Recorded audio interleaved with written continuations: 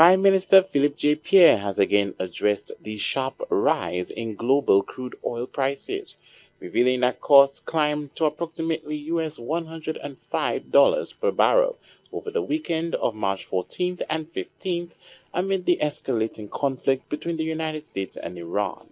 Despite the surge on the international market, he emphasized that domestic fuel prices have remained stable at EC $16 per gallon, while assuring that the government stands ready with contingency measures to respond swiftly to any further shocks in the global energy market. The price of fuel in St. Lucia is still $60.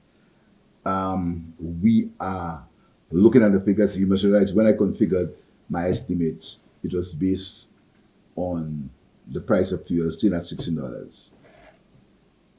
The truth is, I have not changed the estimates, which I'm going to read next week on Tuesday. I haven't changed the estimates because of the situation, but it's a very worrisome situation. But the price seems to be fluctuating every day.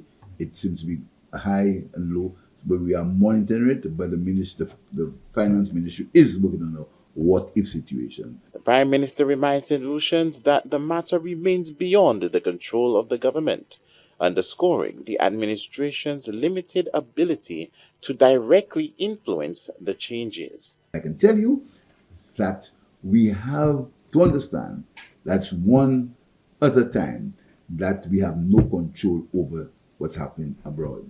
So we have to make the necessary adjustments, but as we did in terms of the cost of living, we'll think about it, we'll sit down and we'll plan it like we did with the price of fuel now. Despite repeated calls for the reduction of fuel prices, Prime Minister has maintained that the timing is not appropriate for such a move. He indicated that while concerns have been raised on multiple occasions, the government does not consider current conditions suitable for implementing a price decrease. You may recall that there was a continuous call to reduce the price of fuel. It was loud and clear, particularly in the time leading up to December the 1st. It was loud and clear. You must have heard it. We took the position at that time that it was not the opportune time. I will not tell you we knew there was a war. We didn't know that. But it wasn't the opportune time to reduce the price of gas at the gas station because we wanted to create some fiscal space for other things to happen.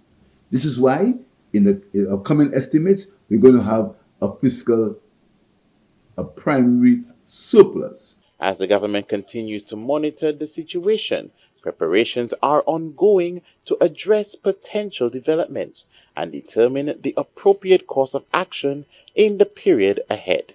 For 7TV News, Josiah Bisset reporting.